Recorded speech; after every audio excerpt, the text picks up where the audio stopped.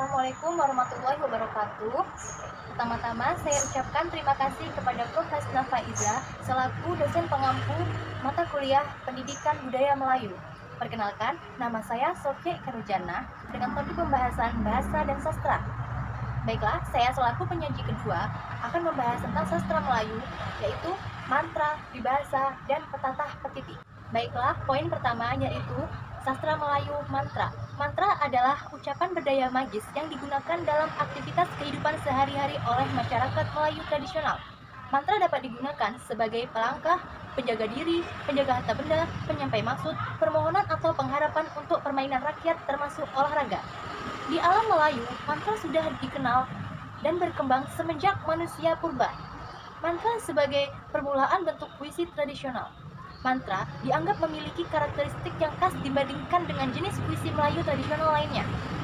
Kekhasan itu tampak pada kesakralan atau kekuatan magis yang ditimbulkannya. Dari segi kepenuturannya pun menampakkan kekhasan pula. Mantra dituturkan hanya oleh orang-orang tertentu yang memenuhi persyaratan tertentu untuk itu.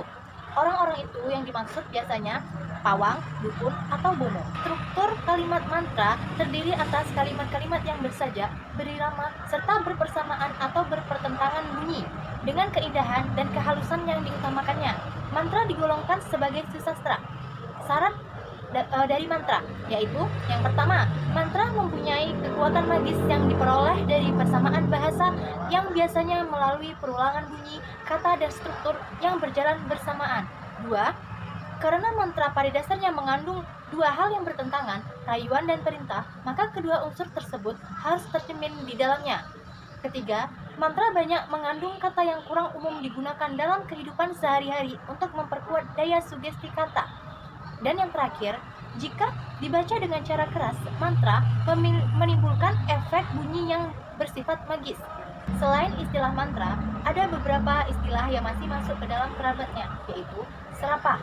Serapah digunakan untuk mengadakan komunikasi dengan makhluk halus seperti jin, setan, iblis, dan berbagai jenis hantu lainnya. Maksud dari berkomunikasi dalam pengertian ini ialah bisa saja memujuk, memanggil, atau menghalau makhluk halus yang dimaksud. Kemudian jampi. Jampi ialah suatu yang dibacakan oleh seseorang kepada orang lain, atau seseorang menghembuskannya tangkal dari jauh supaya ruh halus yang masuk dalam jiwa seseorang keluar dan hilang, atau mungkin saja orang yang dimaksud menjadi birahi dan lain-lain.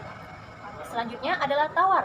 Tawar atau disebut juga dengan penawar digunakan untuk mengobati penyakit seperti gigitan ular yang berbisa.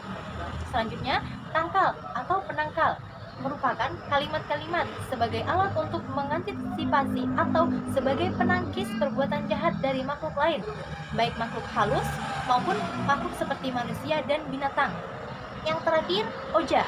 Oja yang merupakan kalimat yang diucapkan biasanya oleh orang yang melakukan pekerjaan menyambung ayam.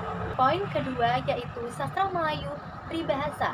Aliran yang menyampaikan secara lisan dalam bentuk kalimat hiasan atau kalimat yang digunakan tidak dengan arti sesungguhnya.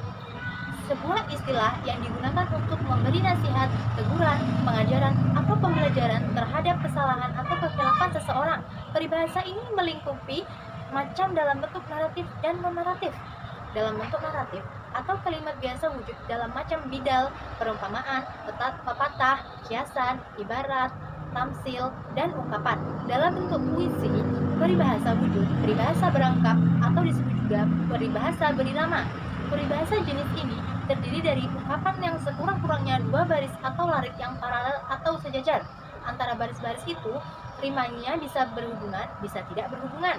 Peribahasa digunakan oleh orang Melayu dalam upacara-upacara adat dan sosial kemasyarakatan. Susunan kata atau kelompok katanya tetap dan biasanya mengiaskan suatu maksud tertentu. Ada beberapa bentuk peribahasa yang umum, yakni peribahasa yang panjang yang lebih lengkap susunan kalimatnya, dan ada peribahasa pendek.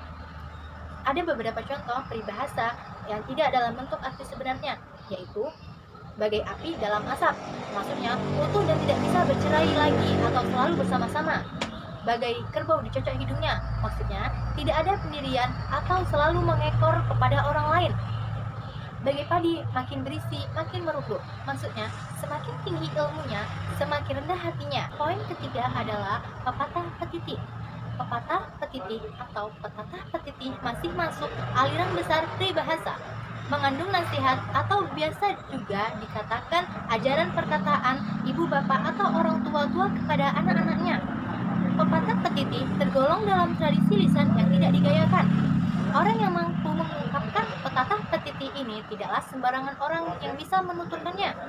Umumnya, yang bisa menggunakan pepatah petitik ini adalah orang-orang patut seperti pemuka adat, alim ulama, batin, dan kaum cendekiawan.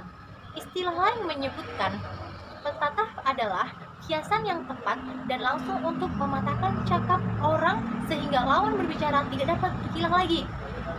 Pepatah atau perbilangan mempunyai struktur yang hampir sama dengan pepatah dan bidalan, melainkan perbilangan disusun berangkap-rangkap seperti ikatan puisi.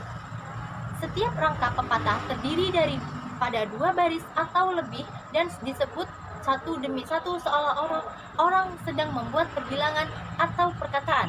Contohnya, hancur badan dikandung tanah, budi baik dikenang jua. Baiklah, sekian penjelasan dari saya. Wabillahi taufiq wal hidayah. Wassalamualaikum warahmatullahi wabarakatuh.